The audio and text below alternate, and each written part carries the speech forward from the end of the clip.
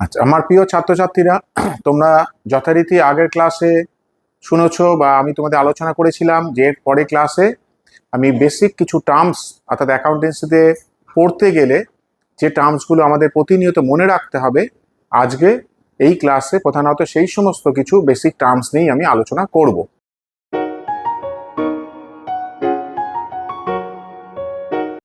কারণ এই টার্মসগুলো তোমাদের জেনে রাখা খুব দরকার, যেহেতু সাবজেক্টটা তোমরা একেবারে নতুন একাদশ শ্রেণীতে বেছে নিচ্ছ।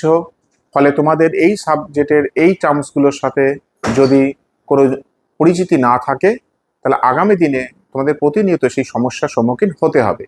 তাই এরম বেশ কিছু ইনফরমেশন বা বেশ কিছু বেসিক টার্মস আজকে আমরা এই ক্লাসে আলোচনা করব।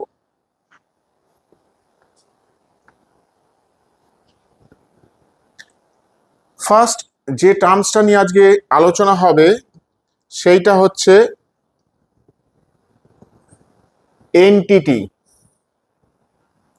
এন্টিটি মানে কি? সত্তা, অর্থাৎ তোমার নিজস্ব একটা আইডেন্টিফিকেশন আছে, অর্থাৎ তুমি কে, অর্থাৎ হু এম আই, আমি কে। এই যে কোনো কিছুকে একটা হাইলাইট করা, ঠিক একইভাবে কোনো একটা প্রতিষ্ঠান অর্থাৎ তুমি যে ব্যবসাটা শুরু করেছো সেই কারবার বা সেই ব্যবসাটাকে কিন্তু তোমার হলেও তোমার থেকে তার একটা আলাদা সত্তা রয়েছে, অর্থাৎ তার একটা আলাদা আইডেন্টিফিকেশন রয়েছে, অর্থাৎ ব্যবসা আর তুমি কিন্তু এক নয়। তাহলে এই যে কারবারটাকে তোমার থেকে আলাদা করে দেওয়া হলো, এই আলাদা করাটাই হচ্ছে অ্যাকচুয়ালি সেই ব্যবসাটার বা সেই কারবারের পৃথক সত্তা। কিরকম কনসেপ্টটা? In accounting a business entity is treated as separate from its owner। অর্থাৎ তোমাদের যেটা আমি আগেই বললাম, অর্থাৎ ব্যবসাটাকে কি করা হলো, তার মালিকের থেকে আলাদা করে ভাবা হলো। This is called business entity. অর্থাৎ এই যে আমি ব্যবসাটাকে মালিকের থেকে আলাদা করে ভাবতে শুরু করলাম, এটাই হচ্ছে সেই বিজনেস বা কারবারের পৃথক সত্তা বা entity. Business entity concept means the owner and the business are considered two different entities for accounting purpose। অর্থাৎ যখন আমরা হিসাব নিকাশ করব, তখন কিন্তু তোমার ব্যবসা মানে এই নয় যে তোমার কোনো পার্সোনাল কিছু বিজনেসের মধ্যে চলে আসবে। এখানে শুধুমাত্র business related income, expenses, profit, loss, এইগুলোকে আমরা শুধুমাত্র বিজনেসের পরিপ্রেক্ষিতে বা সেই কারবারের পরিপ্রেক্ষিতে আমরা চিন্তা ভাবনা করব। এই যে ব্যবসাটাকে তোমার থেকে আলাদা করে দেওয়া হলো, এটাই হচ্ছে সেই কারবার বা বিজনেসের এন্টিটি বা সত্তা।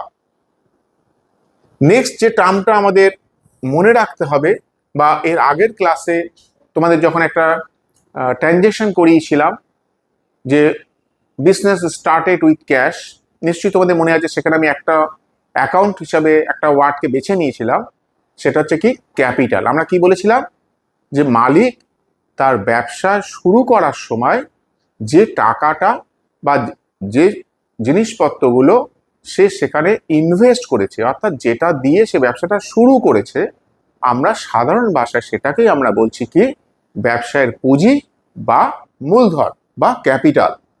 কিন্তু অ্যাকাউন্টিং এ আমরা কিভাবে দেখাচ্ছি?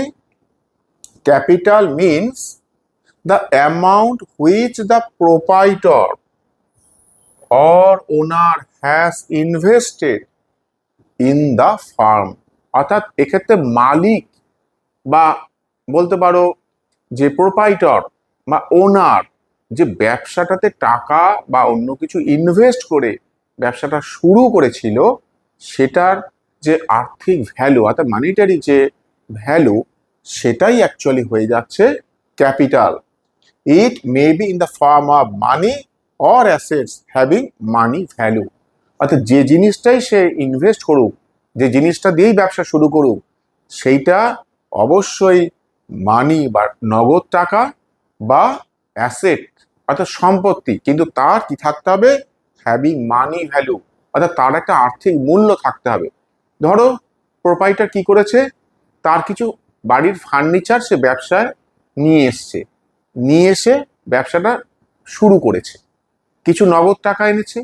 তাহলে এক্ষেত্রে নগদ টাকা মানে ক্যাশটাও যেমন ক্যাপিটাল হিসেবে ট্রিট করা হচ্ছে, এর সাথে সাথে সে যে তার পার্সোনাল কিছু ফার্নিচার সে ব্যবসায় এনে ব্যবসাটা শুরু করেছিল, সেক্ষেত্রে সেই ফার্নিচারের যে মানিটারি ভ্যালু, ধরো সেই ফার্নিচারটার ভ্যালুয়েশন ধরো 1 লাখ, আর সে ক্যাশ নিয়ে এসেছিল 50,000, তাহলে এক্ষেত্রে তার ক্যাপিটাল কত?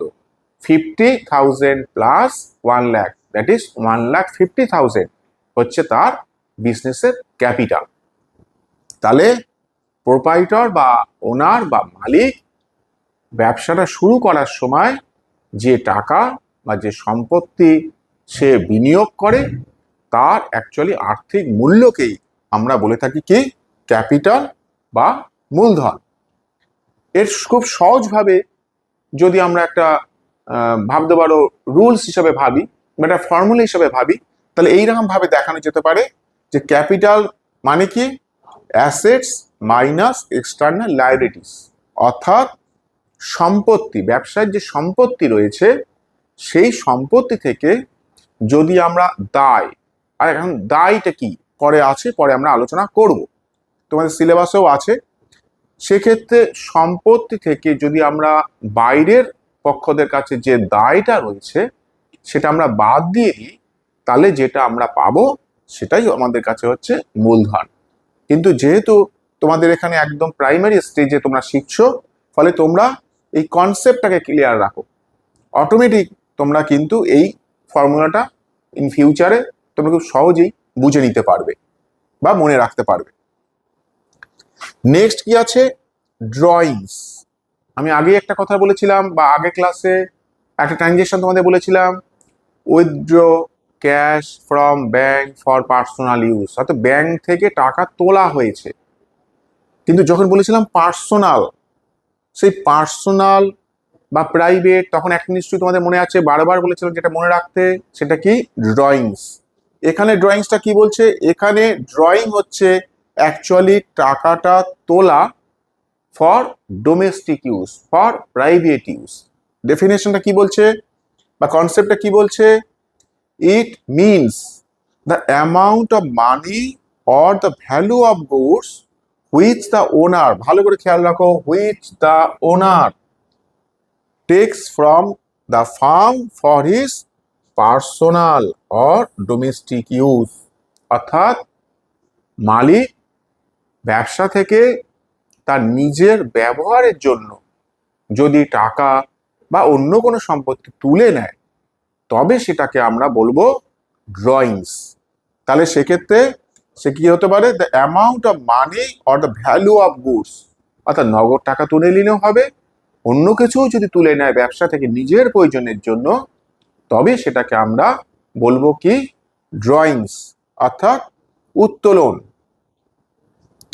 নেক্সট কি আর কি তোমাদের জানতে হবে? নেক্সট আইটেম কি বলছে? লায়াবিলিটিস। একটু আগেই তোমাদের বলছিলাম যে দায়, সে দায়টা কি কি বলছে? Liabilities means the amount which a business firm owes to outsiders, অর্থাৎ বাইরের লোকের কাছে যে কিছু একটা প্রতিশ্রুতি যে তোমাকে প্রদান করতে হবে আর্থিক মূল্যে, সেটাকে বলা হবে লায়াবিলিটি বা দায়। ধরো এক্স আর ওয়াই দুটো পার্টি রয়েছে বা দুটো পক্ষ রয়েছে, এক্স ওয়াইকে কিছু দিতে দায়বদ্ধ, হয়তো সে কোনো পণ্য কিনেছিল বা সে তার কাছে কোনো সুবিধা নিয়েছিল, তাহলে এক্স ওয়াইকে যে অর্থ প্রদান করতে দায়বদ্ধ বা প্রতিশ্রুতিবদ্ধ, এটাই হচ্ছে অ্যাকচুয়ালি এক্স এর কাছে লায়াবিলিটিস বা দায়। The liabilities represent the claims of those who are not the owners. তাহলে এক্ষেত্রে যে মালিক নয় সে হবে actually liabilities represent the claims of those who are not the owners, তো মালিকের কাছে কিন্তু দায়বদ্ধ না। একজন পার্টি তা আরেকজন পার্টির কাছে সে দায়বদ্ধ থাকছে কিছু প্রদান করার জন্য, অর্থাৎ প্রতিশ্রুতিবদ্ধ। যেমন ক্রেডিটার্স, বিলস পেবেল। এখন ক্রেডিটার্সটা কি? ক্রেডিটার পরে তোমাদের আছে। ক্রেডিটার্সটা হচ্ছে, ধরো তুমি কারোর কাছ থেকে বাকিতে কিছু কিনেছো, কিরকম একটা ট্রানজেকশন দিয়ে তোমাদের বোঝাই, তাহলে ব্যাপারটা আরো সুবিধা হবে। যে ক্রেডিটার্স যে কিভাবে হচ্ছে, যে এটা লাইবিলিটি, গুডস পারচেসড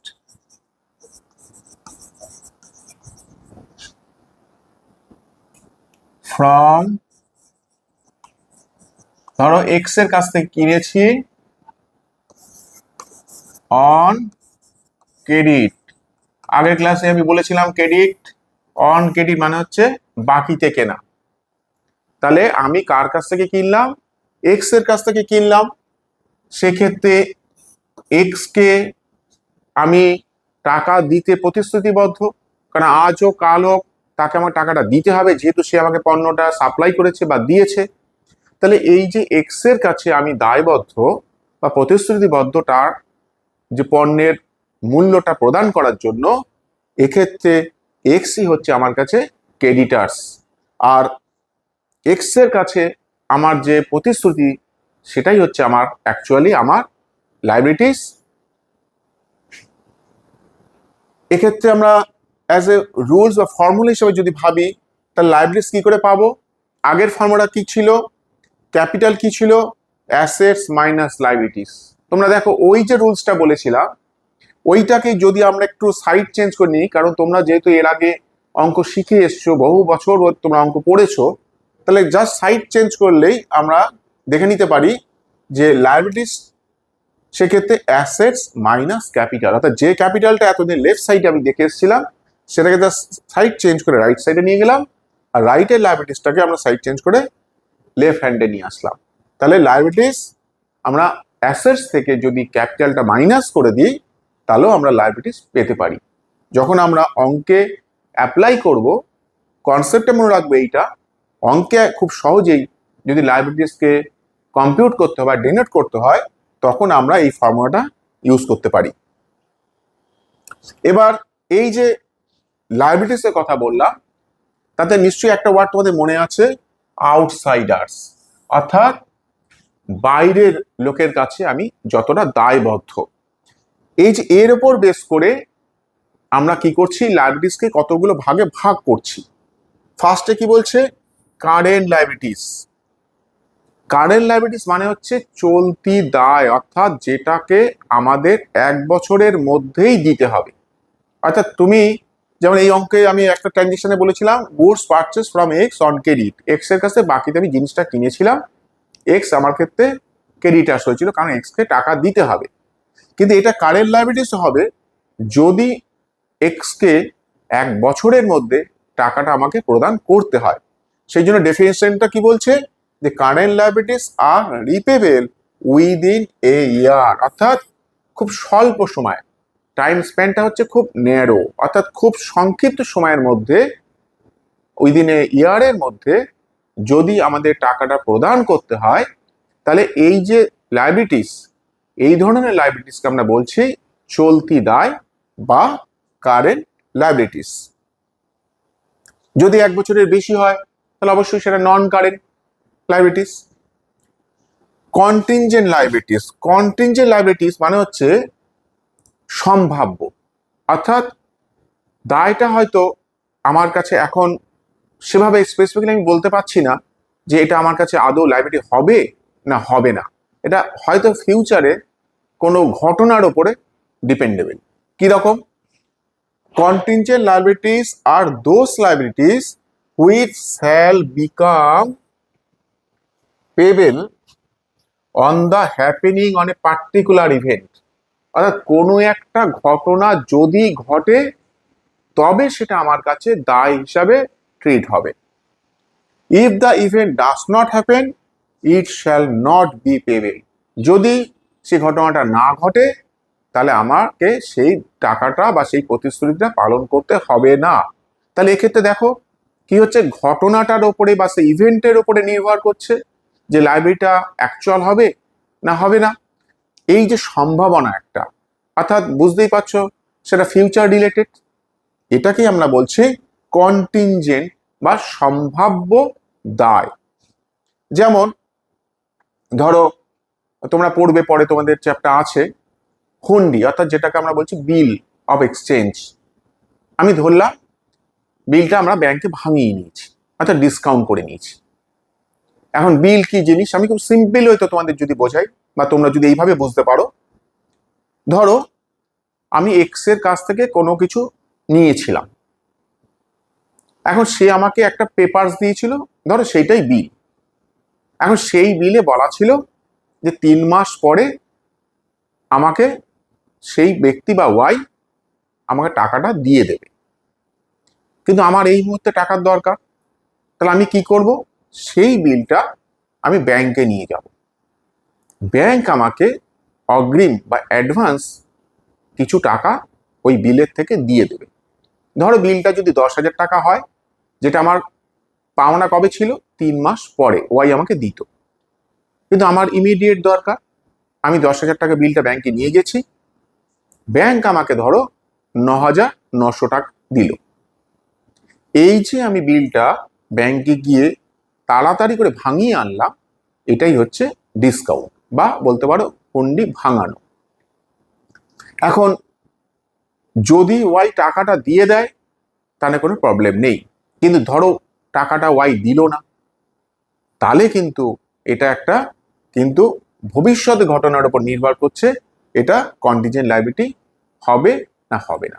অর্থাৎ যদি ওয়াই টাকাটা দিয়ে দেয় কোনো প্রবলেম নেই, যদি টাকাটা না দেয় তখন সেটা হয়ে যাবে কিন্তু কন্টিনজেন্ট লায়াবিলিটি বা সম্ভাব্য দায়। এবার আসো অ্যাসেটস। অ্যাকচুয়ালি তোমরা অ্যাসেটসকে এইভাবে ভাবতে পারো লায়াবিলিটিস এর ঠিক অপোজিট, তাহলেও তোমাদের বুঝতে হয়তো সুবিধা হবে। কিন্তু অ্যাকচুয়ালি অ্যাসেটসটা কি বা সম্পত্তিটা কি? Assets means anything which will enable the firm to get cash or benefits in future. অর্থাৎ ভবিষ্যতে আমাদের কি হবে, কোনো একটা ফার্ম কোনো কিছুর বিনিময়ে সে ক্যাশ বা অন্য কোনো সুবিধা পাওয়ার অধিকারী।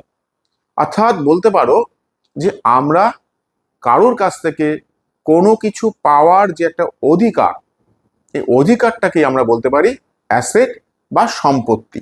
অর্থাৎ হয়তো আমরা তাকে কোনো বেনিফিট দিয়েছি, তার বিনিময়ে সে হয়তো আমাদের ইন ফিউচারে টাকা দেবে, অর্থাৎ আমরা তার কাছ থেকে কিছু পাচ্ছি, আমাদের একটা অধিকার, এবং তার মালিকানাটা কিন্তু আমার কাছে, তবেই সেটাকে কিন্তু অ্যাসেট হিসাবে গণ্য হবে।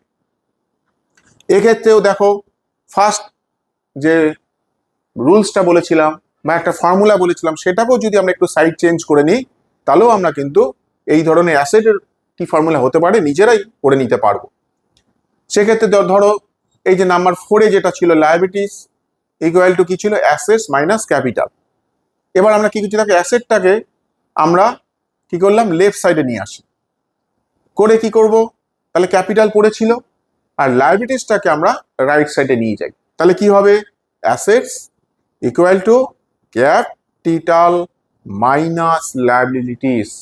অর্থাৎ ক্যাপিটালটাকে আমরা কি করলাম, জায়গা রেখে অর্থাৎ রাইট সাইডে রেখে লায়াবিলিটিসটাকে আমরা এই সাইডে নিয়ে আসলাম, অর্থাৎ এইখানে আমরা নিয়ে আসলাম। তাহলে কি হলো, অ্যাসেটটাকে আমরা নিয়ে গেলাম লেফট সাইডে, দেখো অ্যাসেট লেফট সাইডে চলে এসছে, ক্যাপিটালটা যেখানে রাইট সাইডে ছিল রাইট হ্যান্ডে থাকলো, লায়াবিলিটিসটাকে আমরা এইদিকে সাইড চেঞ্জ করে নিয়ে আসলাম। তাহলে অ্যাসেটস আমরা যদি ক্যাপিটাল থেকে লায়াবিলিটিস গুলো অর্থাৎ এক্সটার্নাল লায়াবিলিটিস গুলো আমরা বাদ দিয়ে দিই, তাহলেও কিন্তু আমরা অ্যাসেটস বা সম্পত্তি পেতে পারি। আর কনসেপচুয়াল হিসেবে যদি কিছু ভাবো, তাহলে কি না, যেটার উপরে আমাদের মালিকানা রয়েছে, যার উপরে আমাদের অধিকার রয়েছে, সেগুলোই অ্যাকচুয়ালি আমাদের সম্পত্তি বা অ্যাসেটস।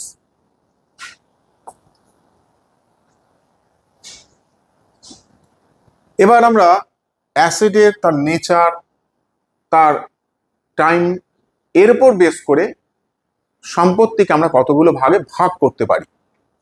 ফার্স্টে যেটা আসছে সেটা হচ্ছে ফিক্সড অ্যাসেট।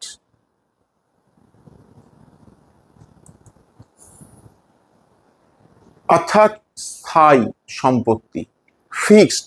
কেন ফিক্সড? কেন কি বলছে?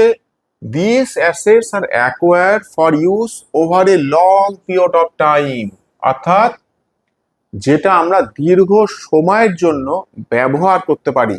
সব থেকে মাইনরলি যেটা খেয়াল করো, নট ফর রিসেল, অর্থাৎ এটা কিন্তু আমরা বিক্রির জন্য কিনছি না। অর্থাৎ যে সম্পত্তিটাকে আমরা দীর্ঘদিন ধরে ব্যবহার করব, নিশ্চয়ই সেটা আজ কিনে কালকে বিক্রি করব না, সেই জন্য বলা হচ্ছে নট ফর রিসেল। অর্থাৎ যেটা আমরা যে কিনেছি সেটা কিন্তু আমরা বিক্রির জন্য সেটা কিন্তু কিনছি না, সেটা আমরা দীর্ঘদিন ধরে ব্যবহার করব এই উদ্দেশ্যে কিনেছি। তাহলে ওইটাকেই আমরা বলছি কি, ওই ধরনের অ্যাসেটকে আমরা বলবো ফিক্স অ্যাসেট। যেমন কি for example land and building, তুমি একটা জমি কিনেছো, নিশ্চয়ই সেটা কালকে বিক্রি করার জন্য নয়। তার উপরে একটা বাড়ি বানিয়েছো, নিশ্চয়ই বিক্রির জন্য নয়, ওটা তুমি কিছুদিন ব্যবহার করছো। এই যে দীর্ঘস্থায়ী, ফর এ লং পিরিয়ড, তার জন্যেই ল্যান্ড বিল্ডিং হয়ে যাচ্ছে কি ফিক্স অ্যাসেট। যেমন প্ল্যান্ট, মেশিনারি, এরকম এক্সাম্পল। কারেন্ট অ্যাসেট অর্থাৎ চলতি সম্পত্তি।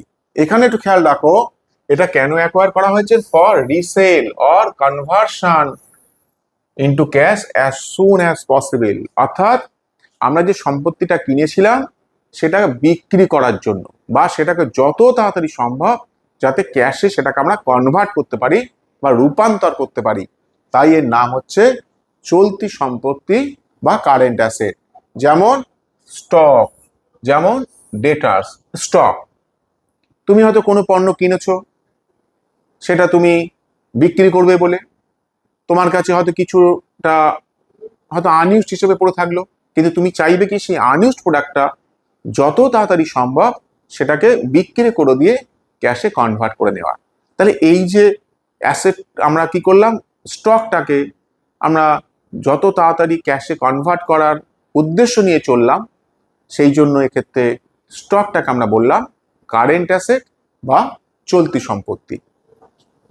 Liquid assets, current assets which can be converted into cash at a very short notice, অর্থাৎ আজকে বললে হয়তো 1 ঘন্টার মধ্যে সেটা আমি ক্যাশে কনভার্ট করে নিতে পারি, without risk of losses, are call liquid asset or quick asset.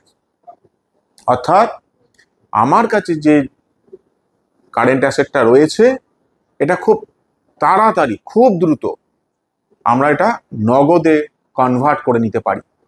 এই ধরনের কারেন্ট অ্যাসেটকে আমরা তখন বলবো কি লিকুইড অ্যাসেট বা কুইক অ্যাসেট। মনে রাখবে এটার অ্যাকচুয়ালি লিকুইডিটি পাওয়ার কার বেশি? নিশ্চয়ই যে আমরা জানো হাতে যে টাকাটা রয়েছে অর্থাৎ ক্যাশ ইন হ্যান্ড, ব্যাংকে যে টাকাটা রয়েছে এটা ক্যাশেই রয়েছে, একে আর নতুন করে ক্যাশে কনভার্ট করার কোনো প্রয়োজন নেই। সেই জন্য cash in hand, cash at bank, এইগুলোই হচ্ছে আমাদের অ্যাকচুয়ালি লিকুইড অ্যাসেটস বা কুইক অ্যাসেটস। এবার আসো ওয়েস্টিং অ্যাসেটস। কি বলছে?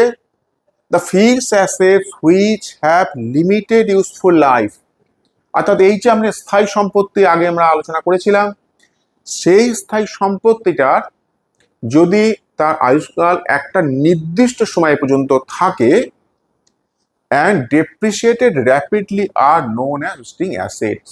অর্থাৎ ধরো আজকে একটা প্ল্যান্ট বা যন্ত্রপাতি আমি কিনেছি, প্ল্যান্ট অ্যান্ড মেশিনারি, নিশ্চয়ই তার একটা টাইম বাউন্স আছে যে এই সময়ের পরে সেটা আর আমরা ব্যবহার করতে পারবো না। ধরো সেটা 10 বছর, তাহলে 10 বছর পরে সেই মেশিনটা আমরা প্রথমে যেমন বা যেভাবে পেয়েছিলাম নিশ্চয়ই 10 বছর পরে সেভাবে আর পাবো না। তাহলে প্রতি বছর তার একটা ভ্যালু কমতে কমতে আসছে, এটাই হচ্ছে অ্যাকচুয়ালি অপচয় বা ডেপ্রিসিয়েশন, যার জন্য এখানে বলা হচ্ছে ডেপ্রিসিয়েট, অর্থাৎ তার ভ্যালুটা কমে যাচ্ছে এবং সেটা কি হচ্ছে তার ইউজফুল লাইফের মধ্যেই, অর্থাৎ তার যে একটা আয়ু, অর্থাৎ সে 10 বছর মেশিনটা ব্যবহার করতে পারবো, এইটাই তার এস্টিমেটেড লাইফ। এই সময়ের মধ্যে তার ভ্যালুটা আস্তে আস্তে আস্তে কমতে থাকবে, কমার জন্যই আস্তে আস্তে কি হলো সেটা হয়তো শূন্যে পরিণত হলো বা তার একটা স্ক্র্যাপ ভ্যালুতে সে চলে আসলো। এই ধরনের সম্পত্তির উদাহরণ কি হতে পারে? মাইন্স, মেশিনারি অর্থাৎ খনি, খনি থেকে তুমি হয়তো জিনিসপত্র তুলছো, একটা সময় পরে সেই খনিতে আর কোনো জিনিস পাওয়া যাবে না। তুমি একটা যন্ত্রপাতি কিনেছো, সেটা তুমি ব্যবহার করতে করতে একটা সময় সেটা হয়তো শুধুমাত্র লোহার দরে তোমাকে হয়তো বিক্রি করতে হলো, অর্থাৎ তার যে এস্টিমেটেড লাইফ ছিল তারপরে সেটার আর কোনো সেরকম মূল্য থাকলোই না। এইগুলোকে আমরা বললো কি wasting assets. Tangible assets, tangible মানে হচ্ছে যে অ্যাসেটগুলোর কে আমরা কি করতে পারি, দেখতে পারি, হাতে ছুতে পারি, অর্থাৎ তার ফিজিক্যাল একটা এক্সিস্টেন্স রয়েছে, যাকে যার একটা সেফ রয়েছে। ফিজিক্যাল এক্সিস্টেন্স যদি কোনো অ্যাসেটের থাকে তবে সেটাকে আমরা বলবো ট্যাঞ্জেবল অ্যাসেটস, অর্থাৎ দৃশ্যমান বা দৃশ্যনীয়। কিরকম? This assets have a physical existence, অর্থাৎ তাকে আমরা দেখতে পাচ্ছি। They can be seen, touch or feel, যাকে আমরা টাচ করতে পারছি, তাকে অনুভব করতে পারছি। কিরকম হতে পারে? প্ল্যান্ট মেশিনারি, তুমি একটা যন্ত্র কিনেছো, তুমি একটা এসি কিনেছো, তুমি একটা ধরো বাইক কিনেছো, অর্থাৎ তুমি একে দেখতে পাচ্ছ, টাচ করতে পারছো, অনুভব করতে পারছো। এই জিনিসগুলোকে আমরা বলছি কি ট্যাঞ্জিবল অ্যাসেটস। ইনট্যাঞ্জিবল অর্থাৎ তার মানে ঠিক এর opposite, this assets have no physical existence, অর্থাৎ আগেরটা যেমন ফিজিক্যাল এক্সিস্টেন্স ছিল তাহলে এর থাকবে না। তাহলে ফিজিক্যাল এক্সিস্টেন্স যদি না থাকে তাহলে একে আমরা can not be seen, touch or felt, তাহলে একে আমরা দেখতে পারবো না, ছুতে পারবো না, ফিল করতে পারবো না। কিরকম? গুডউইল, সুনাম, তোমার রেপুটেশন, তুমি খুব ভালো ছেলে, তুমি কতটা ভালো ছেলে এটাকে আমি তোমার কাউকে বোঝাতে পারবো, বা একে আমি দেখতে পাই, বা এর কোনো মাপ আছে, বা বলতে পারি একে আমি টাচ করতে পারি যে তুমি কতটা ভালো ছেলে। এই ব্যাপারটাই যে রেপুটেশন, এটাই হচ্ছে তোমার গুডউইল। এগুলো সব যেহেতু চোখে দেখা যায় না, কোনো ফিজিক্যাল এক্সিস্টেন্স নেই, এইগুলো হচ্ছে ইনটেনজিবল অ্যাসেটস এর এক্সাম্পল। নেক্সট আর কি কি আইটেম তোমাদের বা টার্মস অ্যাকাউন্টেন্সি পড়ার সময় মনে রাখতে হবে? আর একটা অ্যাসেটস এর ক্লাসিফিকেশন হতে পারে ফিকটিটিয়াস অ্যাসেটস। এটা কি ধরনের assets? This assets have no value, অর্থাৎ তোমরা জানো যখন আমি সম্পত্তি কিনেছিলাম তার প্রত্যেকটার একটা ম্যানিটারি ভ্যালু ছিল, কিন্তু এই ধরনের অ্যাসেটস গুলোর অ্যাকচুয়ালি কোনো ম্যানিটারি ভ্যালুই নেই। They represent the unwritten off expenses or losses, অর্থাৎ এইগুলোকে আমাদের কি করতে হয়? রাইট আপ করতে হয়, অর্থাৎ আস্তে আস্তে আমাদের যে প্রফিট সেখান থেকে কমাতে হয়। যেমন প্রিলিমিনারি এক্সপেন্সেস, প্রাথমিক ব্যয়, অর্থাৎ যে খরচটা আমি ব্যবসা শুরু করার সময় হয়তো ব্যবসাটা শুরুই হলো না, তার আগে থেকে আমাকে বেশ কিছু প্রাথমিক খরচ করতে হয়। এইগুলোর অ্যাকচুয়ালি সেরকম কোনো ভ্যালু নেই, কিন্তু হয়তো আমাকে করতে হয়েছে, আমার ব্যবসার প্রয়োজনে আমাকে সেগুলো করতেই হয়। এরকম কিছু এক্সপেন্সেসকে বলা হয় প্রিলিমিনারি এক্সপেন্সেস, প্রাথমিক ব্যয়। এরা হচ্ছে ফিকটিটিয়াস অ্যাসেটস। আর একটা হচ্ছে কন্টিনজেন্ট অ্যাসেট, নিশ্চয়ই তোমাদের মনে আছে কন্টিনজেন্ট লায়াবিলিটি, সম্ভাব্য দায়। এখানে হচ্ছে কন্টিনজেন্ট অ্যাসেটস অর্থাৎ সম্ভাব্য সম্পত্তি। সেটা কি? A contingent assets is a possible assets, মানে সম্ভাব্য, that arises from past events but its existence will be confirmed only by the occurrence or non-occurrence of some uncertain future event, অর্থাৎ যে সম্পত্তিটা সে কোনো ঘটনা ঘটা বা না ঘটার উপরে নির্ভর করছে, কিন্তু সেই ঘটনাটা actually past events which is not fully under the control of business, অর্থাৎ এখনো পর্যন্ত সে সম্পদের মালিকানা হয়তো আমার কাছে আসেনি বা মালিকের কাছে আসেনি। উদাহরণ কি হতে পারে? A company has filed a case in court against another company for damage, অর্থাৎ ক্ষতিপূরণের জন্য কোনো কোম্পানি আরেকজন কোম্পানির বিরুদ্ধে কোর্টে কেস ফাইল করেছে। এখন যদি কেসে সে জিতে যায় তবে সে থার্ড পার্টির কাছ থেকে কিছু পেতে পারে, তাহলে সেইটা নির্ভর করছে কি কোর্টের ভার্ডিক্টটা কি হবে, তার রায়টা কি হবে। যদি রায়টা তোমার পক্ষে যায় তাহলে তুমি আরেকজনের কাছ থেকে ক্ষতিপূরণ পাওয়ার অধিকারী হলে, মানে তুমি কিছু পাচ্ছ, তোমার কাছে সম্পত্তি হচ্ছে, কিন্তু সেটা নির্ভর করছে ভবিষ্যতে সেই কোর্টের রায়ের উপরে। তা একটা ঘটনার উপর নির্ভরশীল, তার মালিকানা তাহলে এখন নেই আমার কাছে, কিন্তু হতে পারে। এই জন্য এটাকে বলা হচ্ছে সম্ভাব্য সম্পত্তি বা কন্টিনজেন্ট অ্যাসেটস। এবার আসি পারচেস। আমি বহুবার তোমাদের যখন অঙ্ক হয়েছে বা আগের ক্লাসে আমরা লিখেছিলাম গুডস পারচেস, গুডস সোল্ড। এখন পারচেসটা কি, কেনা, ক্রয়টা কি? In a trading concern, purchase refers to the goods bought without the intention of reselling them at a profit. অর্থাৎ যখন আমরা কোনো কিছু বিক্রির উদ্দেশ্যে কিনে থাকি তখন সেইটা হচ্ছে পারচেস বা ক্রয়। ব্যাপারটা কিরকম? ধরো একজন বস্ত্র ব্যবসায়ী, সে জামা কাপড়ের ব্যবসা করে। ধরো তার কাছে সে যে জামাটা কোন মার্কেট থেকে কিনে নিয়ে আসছে নিশ্চয়ই বিক্রি করার জন্য, তাহলে তার কাছে সেইটা হচ্ছে কি পণ্য। এখন সেই গুডস বা পণ্যটা সে কিনেছিল ধরো 1000 টাকা দিয়ে, তার মোটিভটা কি, হয়তো সেটা আমি 1200 টাকায় বা 1200-এ বিক্রি করব।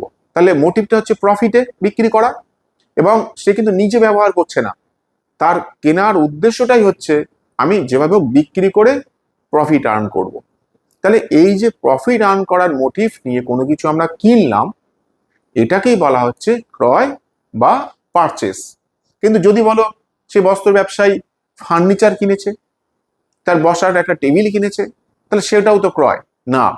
এক্ষেত্রে কিন্তু সে কেনাটা হলো, কিন্তু সেটা অ্যাসেট কিনলো। এখানে কিন্তু সেই অ্যাসেটটা সে বিক্রির জন্য কেনেনি, সেটা সে নিজের ব্যবহারের জন্য কিনেছে। আর বস্ত্রটা যেটা কিনেছে সেটা বিক্রি করার জন্য, অর্থাৎ ফর রিসেল, এবং সেটার মধ্যে তার একটা মোটো ছিল কি টু আর্ন প্রফিট, অর্থাৎ মুনাফা অর্জন করা। সেই জন্য সেটাকে আমরা বলছি ক্রয় বা পারচেস। নেক্সট কি সেলস, বিক্রয়। তাহলে নিশ্চয়ই পারচেসের অপোজিট হিসেবে আমরা ভাবতে পারি। কি বলছি, in trading concern sales refer to the goods sold to customers that were originally purchase for resale. অর্থাৎ যে পণ্যটা বা যে গুডসটা আমরা কিনেছিলাম ফর রিসেল পারপাস, অর্থাৎ পুনরায় আমরা বিক্রি করব। এই যে পুনরায় বিক্রি করার মোটিভ নিয়ে আমরা কিনলাম, সেটা যখন আমরা বিক্রি করছি কাস্টমারদের কাছে অর্থাৎ ক্রেতাকে, তখন সেটাকে আমরা বলছি সেলস বা বিক্রয়। এখন গুডসটা কি? এই যে আমরা পারচেসের সময় গুডস শব্দটা ইউজ করেছি, সেলসের সময় গুডস শব্দটা ইউজ করেছি। গুডসটা কি, পণ্যটা কি? কি বলছে, ইন অ্যাকাউন্টিং অর্থাৎ হিসাব নিকাশের ক্ষেত্রে কি হয়, goods refer to the items that a business buys or produces for the purpose of selling them to earn profit. অর্থাৎ সে পণ্যটা কিনেছিল বা উৎপাদন করেছিল কেন, ফর রিসেলিং, এবং মোটোটা কি ছিল টু আর্ন প্রফিট, অর্থাৎ মুনাফা অর্জন করার জন্য সেই পণ্যটা তৈরি করেছিল বা সে বিক্রি করার জন্য সে কিনেছিল। সেই জন্যই তার কাছে সেটা হয়ে যাচ্ছে গুডস। ওই যে তোমাদের একটা এক্সাম্পল দিয়েছিলাম যে বস্ত্র ব্যবসায়ী, সে জামা কাপড়ের ব্যবসা করে, তার ক্ষেত্রে জামা কাপড়টা হয়ে যাচ্ছে গুডস। কিন্তু সে যদি ফার্নিচার কিনে নিয়ে আসে, সেটা তো আর সে বিক্রির জন্য কিনছে না, তার ক্ষেত্রে ফার্নিচারটা হয়ে যাচ্ছে অ্যাসেটস। কিন্তু ওই ফার্নিচারটাই যদি আবার কোনো ফার্নিচারের ব্যবসায়ী কেনে, তার ক্ষেত্রে হয়ে যাচ্ছে কিন্তু দেখো গুডস, কারণ সেই ফার্নিচারটা তৈরি করছে বা কিনছে অপর কাউকে বিক্রি করার জন্য। সেই জন্য যখন আমাদের উদ্দেশ্যটা হচ্ছে রিসেল করা টু আর্ন প্রফিট, বা জিনিসটা তৈরি করেছি বিক্রি করার জন্য, নিজের ব্যবহারের জন্য নয়, তখন সেটাকে আমরা হচ্ছে বলছি কি গুডস বা পণ্য। আর কি আইটেম তোমাদের মনে রাখতে হবে, স্টক ইন ট্রেড, অর্থাৎ আমরা পণ্য উৎপাদন করেছি, কিনেছি, কিন্তু সবই কি বললি রাতারাতি বিক্রি হয়ে যায়? নিশ্চয়ই হয় না। কিছু জিনিস হয়তো আনইউজ থাকতে পারে, ওই যে পার্টিকুলার একটা ডেটে যে আনইউজড অর্থাৎ অব্যবহৃত পণ্য পড়ে থাকলো গোডাউনে, সেটাকেই আমরা বলছি স্টক। ডেফিনেশনটা কি বলছে বা কনসেপ্টটা কি, it means the goods that a business has in hand for the purpose of resale. অর্থাৎ ব্যবসার কাছে রইল, তার হাতে রইল কিসের জন্য, রিসেল করার জন্য, পুনরায় বিক্রি করার জন্য। It includes goods that are unsold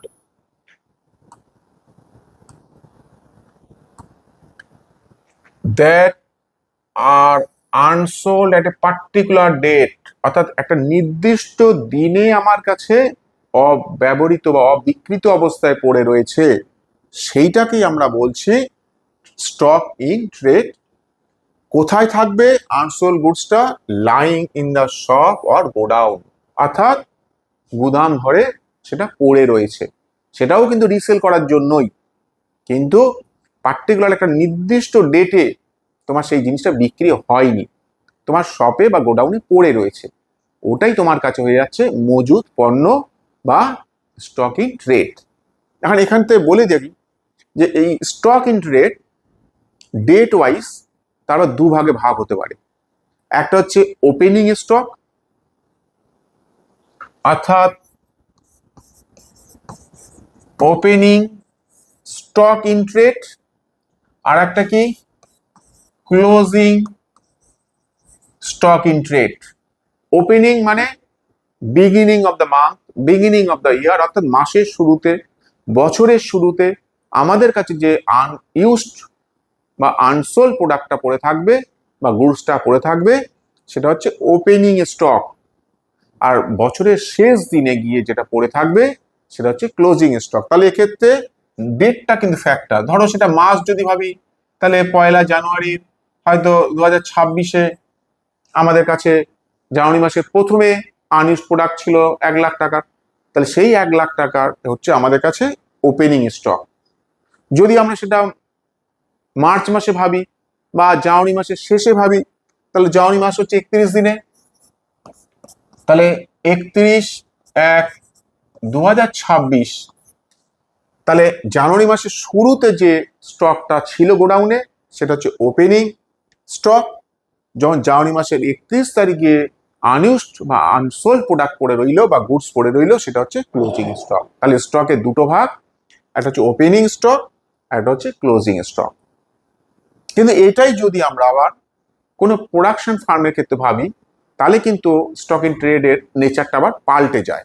এটা তোমাদের কস্টিং অ্যান্ড ট্যাক্সেশন বলে একটা সাবজেক্ট রয়েছে, যখন কস্টিং পড়বে তোমরা জানবে, তবু আমি এখানে একটু আলোচনা করে দিই।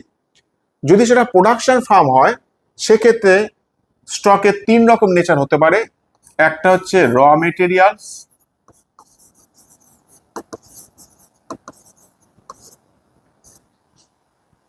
একটা হচ্ছে ওয়ার্ক ইন প্রোগ্রেস বা বলতে পারো সেমি ফিনিশ প্রোডাক্ট, আর একটা হচ্ছে ফিনিশ প্রোডাক্ট বা ফিনিশ গুডস। অর্থাৎ কোনো জিনিস তৈরি করতে গেলে সে কি দিয়ে তৈরি করেছিল তার একদম বেসিকটা, সেটা হচ্ছে র মেটেরিয়ালস। তোমরা নিশ্চয়ই স্কুলে চক ডাস্টার বহুবার দেখেছো। যদি আমি ডাস্টারটাকে হিসাবে ভাবি, তাহলে কি রকম তার র মেটেরিয়ালস কোনটা? ওই যে কাঠ, ওটা নিশ্চয়ই কোনো গাছের কোনো ব্রাঞ্চ বা শাখা পোশাখা থেকে সেটা কাটা হয়েছিল, তাহলে তখন সে কাঠটা হচ্ছে আমার কাছে র মেটেরিয়ালস। এবার কাঠটাকে আমরা কোন গাছ থেকে নিয়ে এসে যখন একটা কাঠের যেখানে চেরাই করে কাঠটাকে একটা শেপ দেওয়া হয়, যেটা ডাস্টারের শেপ দেওয়া হয়েছিল, কিন্তু তখনও তোমরা জানো যতক্ষণ তার গায়ে স্পঞ্জ না লাগানো হচ্ছে ততক্ষণ কিন্তু সেই কাঠের টুকরো দিয়ে আমি কিন্তু ব্ল্যাকবোর্ড মুছতে পারবো না। তাহলে সেইটাকে যখন একটা শেপ দেওয়া হয়েছিল, একটা আকৃতি নির্দিষ্ট ধরনের, তখন সেটা হয়েছিল WIP বা ওয়ার্ক ইন প্রোগ্রেস বা সেমি ফিনিশ গুডস। অর্থাৎ সেটা তখনও ফিনিশড হয়নি, আমার কাজে লাগছে না। যখন সেই ডাস্টারের গায়ে বা সেই কাঠের যে টুকরোটা ছিল তার গায়ে আমরা একটা স্পঞ্জ লাগিয়ে দিলাম, তখন তোমরা জানো ওইগুলো আমরা কি করি, ব্ল্যাকবোর্ডে চকের লেখা মুছতে ব্যবহার করছি, ইরেজ করার জন্য। তাহলে সেই প্রোডাক্টটা তাহলে এখন আমাদের ব্যবহার উপযোগী হয়ে গেছে, অর্থাৎ তখন সেটা আমরা হয়ে যাচ্ছে কি ডাস্টারটা ফিনিশ গুডস বা ফিনিশ প্রোডাক্ট। তাহলে একটা প্রোডাকশন ফার্মের ক্ষেত্রে আমাদের raw materials, WIP, finish goods তিনটেরই কিন্তু স্টক হতে পারে। এটা কিন্তু নেচারের উপর ডিপেন্ড করছে, এটা কিন্তু টাইমের উপর নির্ভর করছে না। এখানে যেমন ওপেনিং ক্লোজিং টাইমের উপর নির্ভর করেছিল, এখানে তার নেচারের উপর ডিপেন্ড করছিল। এটা তোমরা কস্টিং এ অ্যান্ড ট্যাক্সেশন সাবজেক্টে আরো ডিটেলসে পাবে। এবার এসো ডেটার্স। ডেটার্সটা কি? Debtors are the person or customers who buys goods from a business on credit, অর্থাৎ বাকিতে, বাকিতে ফার্মের কাছ থেকে সে কিনেছে, তাহলে সে নিশ্চয়ই টাকাটা এখন দেয়নি। তাহলে আমি যদি কাউকে বাকিতে দিই, তাহলে আমার কাছে সেই হচ্ছে কি? কাস্টমার। ওই কাস্টমারই হচ্ছে অ্যাকাউন্টিং এর ভাষায় debtors. Have not yet paid the money, অর্থাৎ সে কিন্তু আমাকে এখনো টাকাটা দেয়নি, কিন্তু আমি তাকে জিনিসটা দিয়ে দিয়েছি, ইন ফিউচারে সে আমাকে টাকাটা দেবে। তাহলে সিম্পল আমরা কিভাবে ভাবতে পারি? Debtors are the people who owe money to the business, অর্থাৎ সে আমাকে টাকাটা দিচ্ছে, তার বিনিময়ে হয়তো আমার কাছে সুবিধা নিয়েছে। তাহলে যদি আমরা ট্রানজেকশন, তোমরা এর আগে যখন গোল্ডেন পড়েছিলাম তখন এরকম একটা ট্রানজেকশন তখন দেখিয়েছিলাম যে goods sold to Amal on credit. এই যে অমলকে আমি জিনিসটা দিলাম, সে কি টাকাটা দিয়েছে? নিশ্চয়ই এখনো সে দেয়নি। তাহলে এই যে তাকে বাকিতে বিক্রি করলাম, একে তো অমল হয়ে গেল আমার কাছে ডেটার্স বা কাস্টমার্স। এর ঠিক অপোজিট হচ্ছে ক্রেডিটার্স, অর্থাৎ এবার আমি অ্যাজ এ বিজনেস আমি হয়তো কারোর কাছ থেকে বাকিতে কিনেছি, তাহলে এবার আমাকে টাকাটা তাকে দিতে হবে, অর্থাৎ আমি তার কাছে দায়বদ্ধ। এক্ষেত্রে সে হচ্ছে কি আমার কাছে ক্রেডিটার্স, কারণ আমি তাকে টাকাটা দেব। কনসেপ্টটা কি হতে পারে? Creditors are the persons firms or supplier. Supplier মানে যে আমাকে পণ্যটা দিল, অর্থাৎ বাকিতে দিয়েছে, কিন্তু টাকাটা আমি এখনো তাকে দিইনি। From whom a business purchases goods on credit, অর্থাৎ বিজনেস বা ব্যবসাটা কি করেছে? তার কাছ থেকে বাকিতে কিনে নিয়ে এসছে। Has not yet paid the money, অর্থাৎ এখনো কিন্তু বিজনেস বা কারবার তাকে টাকাটা দিল না। তাহলে খুব সিম্পলি আমরা এইভাবে বলতে পারি যে creditors are the people to whom the business owe money, অর্থাৎ থার্ড পার্টি যে আমার কাছ থেকে টাকা পাবে, সেই হচ্ছে অ্যাকচুয়ালি আমার কাছে ক্রেডিটার্স। আরেকটা তোমাদের টার্মস খুব প্রাসঙ্গিক হবে তোমাদের অ্যাকাউন্টে, সেটা হচ্ছে ভাউচার। ভাউচারটা কি? এই যে বারে বার বলছি একটা ট্রানজেকশন হচ্ছে, লেনদেন হচ্ছে, তার এভিডেন্সটা কি? এমন হতে পারে তুমি যে বাকিতে কিনেছো, যেটা থেকে ডেটার্স এসছে, ক্রেডিটার্স এসছে, কিন্তু তোমার তো একটা লিগাল ডকুমেন্ট লাগবে। ভবিষ্যতে সেই যদি টাকাটা না দেয়, তাহলে আমি কি হিসাবে ক্লেম করবো? এই যে কোনো কিছু তোমরা কিনতে যাও, নিশ্চয়ই তোমরা দেখেছো তোমাদেরকে একটা বিল দেয়, ওইটাকেই আমরা অ্যাকাউন্টিং এর ভাষায় বলছি কি? ভাউচার। কনসেপ্টটা কি? It is a document which serve as an evidence or proof of a transaction, অর্থাৎ যখন কোনো লেনদেনের কোনো প্রমাণপত্র হিসাবে আমরা কোনো কিছুকে ব্যবহার করছি, সেই বিলটাকেই আমাদের কাছে হয়ে যাচ্ছে কি? ভাউচার।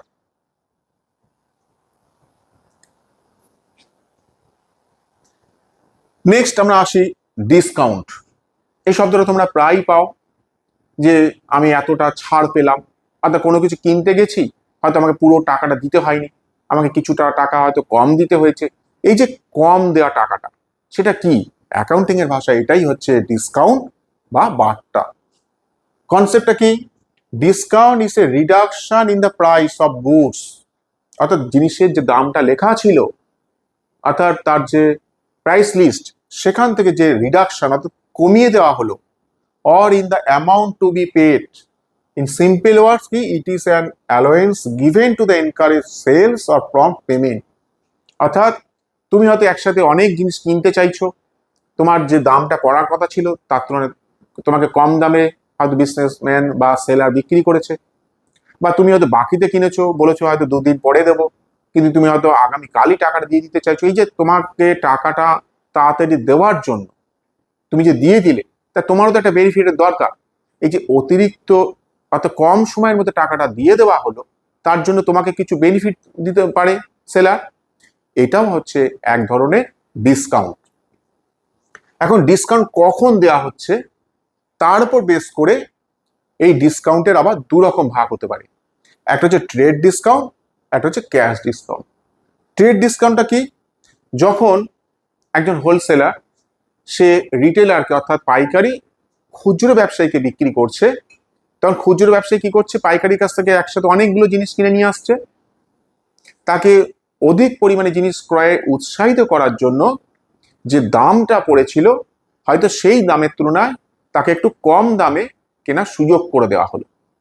এটাকেই হচ্ছে এই যে কম দামটা নেওয়া হলো, যেটুকু কম নেওয়া হলো সেটাই হচ্ছে ট্রেড ডিসকাউন্ট। ধরো পার্ট যে হোলসেলার ছিল সে রিটেলারকে ধরো বিক্রি করছে 1,000 টাকার জিনিস, তাহলে প্রাইস লিস্টে বা এমআরপিতে ওখানে লেখা ছিল কত, লিস্ট প্রাইস 1000। এখন পারচেজার কি করছে বা হোলসেলার কি করছে, রিটেলারকে বিক্রি করছে। রিটেলার কি করছে, পারচেজের কাছ থেকে বেশি পরিমাণে জিনিস কিনে নিয়ে এসে আমাদের মতো কাস্টমারকে 2-1টা করে বিক্রি করছে। এখন সে তো পারচেজার হোলসেলার কাছ থেকে একসাথে বেশি জিনিস কিনলো, এখন সে বেশি জিনিস কিনলো তাহলে অবশ্যই তাকে কিছু কম দাম নিতে হবে। কারণ আমি যদি একটা জিনিস তার কাছে কিনি যে দাম পাবো, সে যদি 10টা জিনিস কেনে নিশ্চয়ই তাহলে তার কিছুটা হলেও দাম কম হবে। ধরো বলা আছে তাকে 10% ডিসকাউন্ট দিয়েছে, তাহলে হোলসেলার রিটেলারকে যখন বিক্রি করলো তখন ধরো 10%, অর্থাৎ এক্ষেত্রে 10% মানে কত হচ্ছে, 100 টাকা সে ছাড় দিল। তাহলে কত দামে রিটেলার কিনলো বা খুচরো ব্যবসায়ী কিনলো, 900 টাকা। তাহলে এই যে 100 টাকা এটাই হয়েছে আমাদের ট্রেড ডিসকাউন্ট। তাহলে এক্ষেত্রে কি হচ্ছে, কেনাকে উৎসাহিত করার জন্য, অর্থাৎ হোলসেলার চাইছে যাতে রিটেলার তার কাছ থেকে আরো বেশি বেশি করে জিনিস কিনে নিয়ে যায়, তাকে কেনার সুযোগ করে দেওয়ার জন্য তার প্রাইস লিস্ট থেকে কিছুটা দাম কমিয়ে সে বিক্রি করলো। এই যেটুকু কমিয়ে দিল that is called trade discount. এবার এই যে 900 টাকা রিটেলার কিনে নিয়ে এসেছিল, সে বলছে আমি 1 সপ্তাহ পরে টাকাটা দেব, কিন্তু হোলসেলার তাকে টাকাটা যাতে যত তাড়াতাড়ি তার কাছ থেকে আদায় করা যায় সে তাকে কিছু অফার দিল যে যদি সে 3 দিনের মধ্যে টাকাটা দিয়ে দেয় তাহলে এক্সট্রা আরো হয়তো 10% তাকে ডিসকাউন্ট দেওয়া যেতে পারে। এই যে পেমেন্টের উপর উৎসাহ করার জন্য তাকে একটা ছাড় দেওয়া হলো, এটাই হচ্ছে ক্যাশ ডিসকাউন্ট। তাহলে কি বলছে কনসেপ্টটা, ইট means the discount alert for prompt payment, অর্থাৎ দ্রুত যাতে টাকাটা দিয়ে দেওয়া হয়। অর্থাৎ খুচরো ব্যবসায়ী বা রিটেলার যেটা 7 দিন পরে দিত, সে বলছে যদি 3 দিনের মধ্যে হোলসেলারকে দিয়ে দেওয়া হয় তাহলে হোলসেলার তাকে আরো 10% ছাড় দেবে। তাহলে কি রকম হতে পারে, যদি আমরা এই এক্সাম্পল থেকে ভাবি তাহলে এখন তার কাছে প্রাপ্য কত, 900 টাকা, অর্থাৎ হোলসেলার রিটেলারের কাছ থেকে 900 টাকা পাবে, কিন্তু 7 দিন পরে সে বলছে না 3 দিনের মধ্যে যদি দাও তাহলে আমি তোমাকে আরো 10% ডিসকাউন্ট দেবো।